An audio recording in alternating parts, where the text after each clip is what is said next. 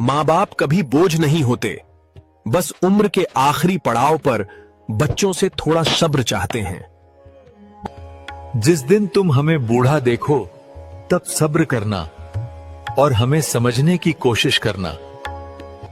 जब हम कोई बात भूल जाएं, तो हम पर गुस्सा ना करना और अपना बचपन याद करना। जब हम बीमार हो जाएं, तो वो दिन याद करके हम पर अपने पैसे खर्च करना। जब हम तुम्हारी ख्वाहिशें पूरी करने के लिए अपनी ख्वाहिशें कुर्बान करते थे।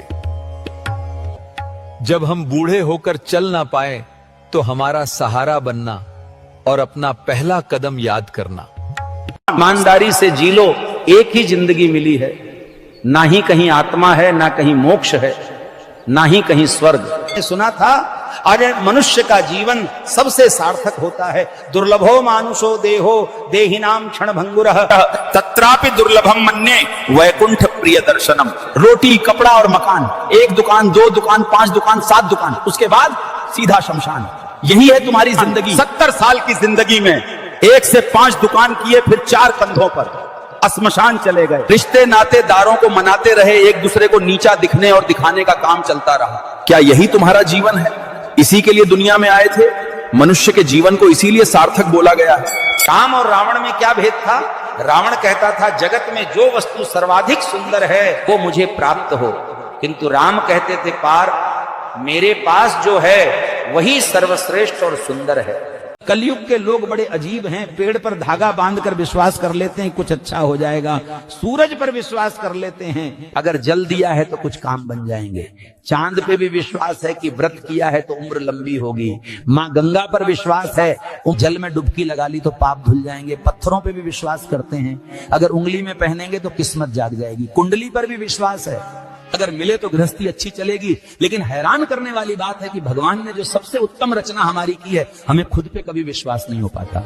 को लगता है कि जो हमारा भविष्य बना सकती है वो कहीं बाहर है, मगर याद रखना जो चीज आपको सफल बना सकती है वो आपके भीतर है, और वो है आपका खुद पर विश्वास।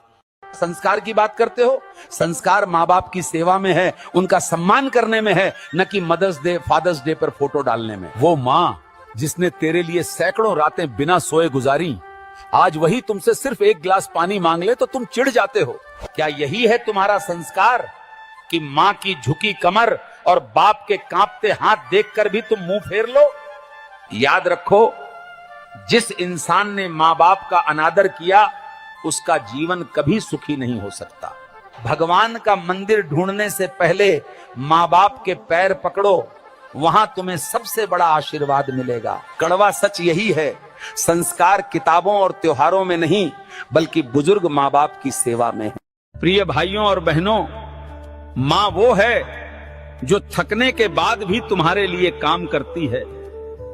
माँ वो है जो तुम्हारी गलती पर डांटती है पर अगले ही पल भगवान से तुम्हारी सलामती की दुआ करती है। याद रखो, धन से बड़ा धन माँ का आशीर्वाद है, कर्म से बड़ा कर्म माँ की सेवा है, और धर्म से बड़ा धर्म माँ का सम्मान है। इसलिए अगर सच में भगवान को खुश करना चाहते हो तो सबसे पहले अपनी माँ की मुस्कान बचाओ, क्योंकि माँ की हंसी ही घर का सबसे बड़ा पूजा पाठ है। माँ केवल रिश्ता नहीं, माँ खुद ईश्वर का सजीव रूप है। ओम मातारम नमः, करुणामयी मातेश्वर्यै नमः, सर्व सुख प्रदायिन्यै नमः। इस संसार में बहुत रिश्ते आते हैं और चले जाते हैं, पर भाई का रिश्ता वो है जो जन्म से लेकर आखिरी सांस तक साथ निभाता है। अगर भाई भाई एक हों तो उनका घर मंदिर बन जाता है, और अगर भाई भाई टूट जाएं तो वही घर युद्ध भूमि बन जाता है। याद रखो, एक अकेली लकड़ी को कोई भी तोड़ सकता है, लेकिन लकड़ियों का गट्ठर कोई नहीं तोड़ पाता। वैसे ही अगर भाई भाई एक हो जाएं तो दुनिया की कोई ताकत उन्हें गिरा नहीं सकती। भाइयों, मत भूलो, छोटी छोटी बातों पर झगड़ा करने से प्यार कमजोर होता है, पर जरा सा त्याग, जरा सा प्यार पूरे घर को स्वर्ग बना देता है। भाई अगर साथ खड़े हों तो मोहल्ला डरता है, और अगर झगड़े तो मोहल्ला मजा लेता है। जो समय चला गया वो कभी वापस नहीं आएगा, इसलिए हर सुबह को ऐसे जियो जैसे ये तुम्हारी नई जिंदगी की पहली सुबह हो। घर की सफाई रोज होती है, लेकिन मन की सफाई भूल जाते हैं। ईर्ष्या, गुस्सा, आलस, ये सब मन की धूल हैं। भगवान से मिलने का सबसे सरल रास्ता है दूसरों की मदद करना। जो आंसू पहुंचता है वही भगवान के सबसे करीब है। जो मिला है उसका शुक्रिया अदा करो। छोटी चीजों में भी आनंद खोजो। सुबह की धूप, माँ का प्यार, बट कभी हार मत मानो। भगवान की घड़ी अलग है पर सटीक है। देर हो सकती है पर अंधेर नहीं होगा। जिंदगी में अगर कोई रिश्ता भगवान की सबसे शांत मूरत है तो वो है पिता का रिश्ता। माँ की ममता दिखाई देती है, लेकिन पिता का स्नेह छुपा होता है उसकी जिम्मेदारियों में। पिता वो दीवार है जो खुद धूप सहता है ताकि घर की दीवारें ठंडी रहें। वो खुद पुराने कपड़े पहन लेता है ताकि तुम्हें नए कपड़े मिलें। वो खुद थक जाता है पर तुम्हारे सपनों को थकने नहीं देता। कभी सोचा है, पिता वो धागा है जो घर के हर रिश्ते को बांध कर रखता है, और जब वो धागा कमजोर पड़ता है तो पूरा परिवार बिखर जाता है। सामान हमेशा छोटी दुकान से ही खरीदना, क्योंकि वो लोग जो तपती धूप में, कड़कड़ाती सर्दी में सड़क किनारे बैठते हैं, वो कोई करोड़पति बनने का सपना नहीं देख रहे। उनका सपना तो बस इतना है कि आज की मेहनत से कल का पेट भर जाए। उनके काम को मजबूरी मत समझो, उसे उनकी मेहनत का सम्मान समझो।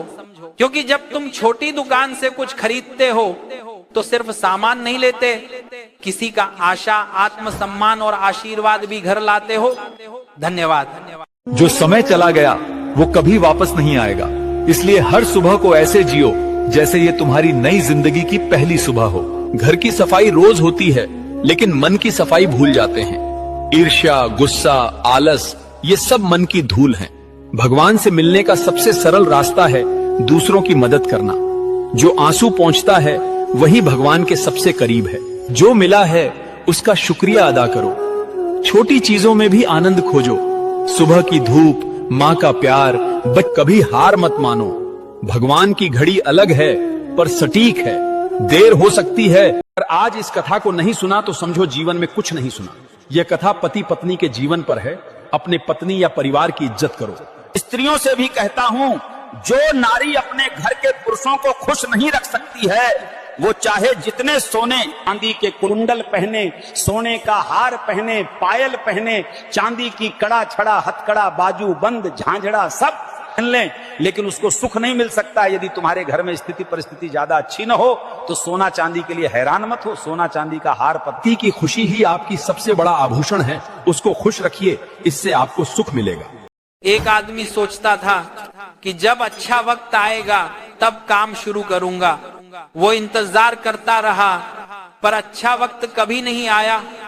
फिर एक दिन उसने समझा, वक्त कभी अच्छा या बुरा नहीं होता, वक्त तो बस चलता है। अच्छा या बुरा हम अपनी सोच और कर्म से बनाते हैं। अगर तुम वक्त का इंतजार करोगे तो वक्त तुम्हें बहुत देर से सिखाएगा और सबक भी बहुत कड़वा होगा। इसलिए वक्त बदलने से पहले खुद को बदल लो। भाइयों और बहनों, कभी कभी जिंदगी बहुत चुप हो जाती है, जैसे सब रुक गया हो। पर याद रखो, चुप्पी तूफान का अंत नहीं, नई सुबह की शुरुआत होती है।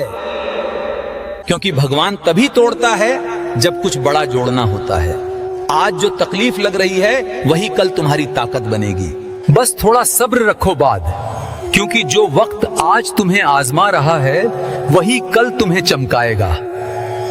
झूठे लोग वो नहीं जो बस झूठ बोलते हैं, बल्कि वो हैं जो सच्चाई का नकाब पहनकर धोखा देते हैं। सामने मीठी बातें, पीछे जहर भरे ताने।